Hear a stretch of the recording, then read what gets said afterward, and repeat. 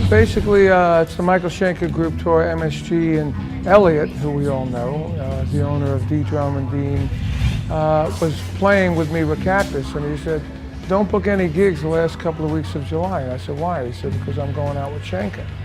I said, who's playing drums? He said, I don't know. So I said, well, you got an email for somebody? He says, yeah, I got Michael's email. So I emailed Michael.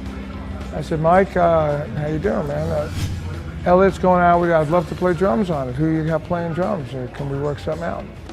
And he was ecstatic that I actually emailed him. I miss playing with like people on my own level, you know. So I've been doing my slam show, which has all brand new guys, you know. But playing with Michael would have been, you know, something good. And Gary Bard, the original singer, the guys that have been around a long time, and I thought it'd be fun. So we worked it out. So here I am.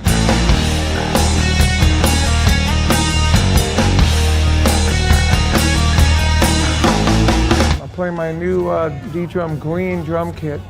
The drums are sounding good. I'm using my Carmine snare drum by D-Drum. I'm actually using two of them. I have one on the left and one on the right. And we have a shade cymbal in the middle, the D-Drum Carmine shade cymbal. And this kit is actually the same kind of kit that we offer stores to do a Carmine clinic. No money too. Half the time I don't know what to do.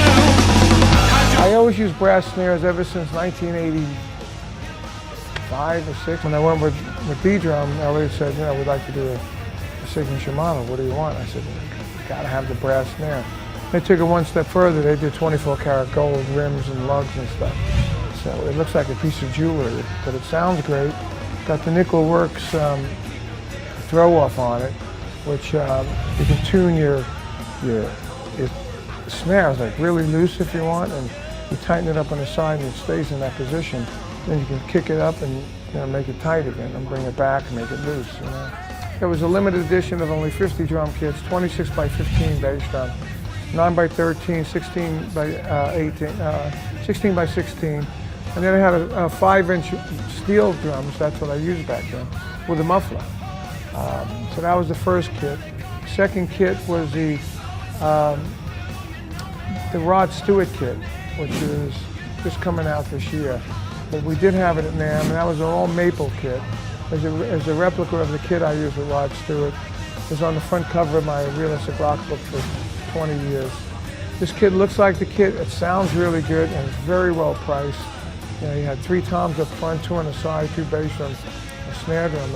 I love D-Drum. I mean, they're just you know, when I went over them, everyone said that they needed me because they didn't have any like legendary guys that have been around and have the education background and everything. So Elliot made me the director of education, which means basically I'm out there doing a lot of clinics for them.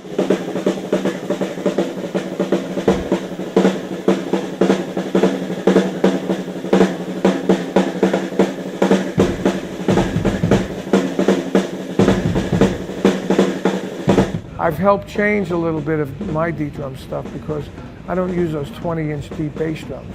I use 14s and 15s. And like the Rod Stewart kit's 22 by 15.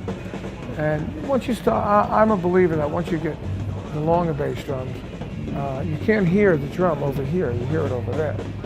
A lot of people like that. You know, obviously they do because D-Drum made their name on that. This kit that I play is just a stock kit.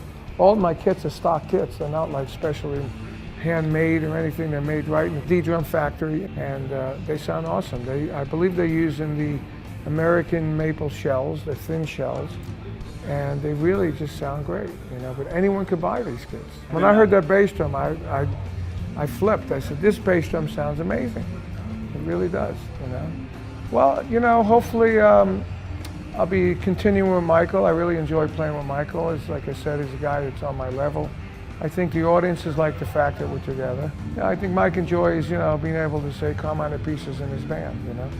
And I love him too, man. He's a great player. The ultimate would be continuing with Michael doing a record, going around the world supporting the record, and doing my slam show and doing clinics. That would be the ultimate world for me.